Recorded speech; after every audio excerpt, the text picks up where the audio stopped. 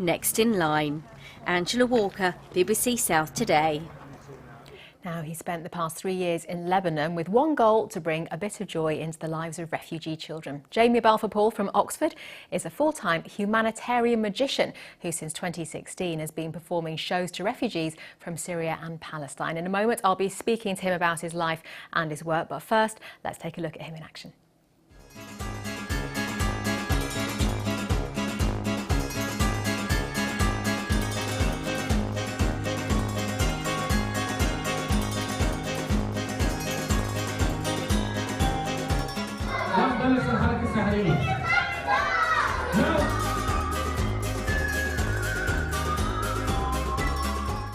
انبسطت من الارض سحر؟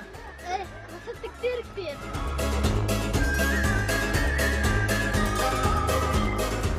طب سحر يا جنب ايوه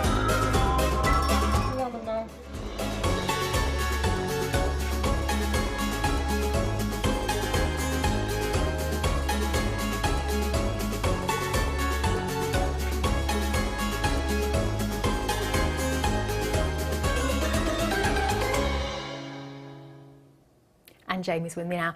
Jamie, so are you the world's only humanitarian magician? As far as I know, I am, yes. There's plenty of clowning around, but I think I'm the only humanitarian magician, certainly from Europe. And how did you come up with the idea to perform for the refugees? Well, I'm a long-term humanitarian of about 30 years, but about 3 years ago I decided I kind of wasn't doing my best, and I have a passion for magic since I was a boy, so this felt like the perfect combination, combining the aid work with magic. And you perform in refugee camps, so what kind of magic do you do? Because obviously the environment limits what you can do to a certain extent.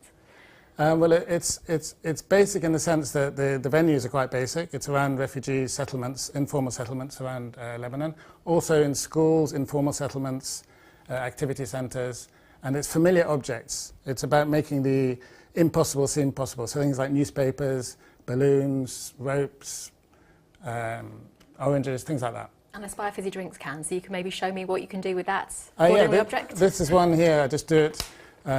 Here, this is this is high pressure, being a magician's assistant. a 1p coin, and there's a Coke can here, which is open at one end, closed at the other. Don't let Debbie McGee down. And then the little kid holds the coin in his hand or her hand, and then I go. Amazing. And then I can bring it out. Very good.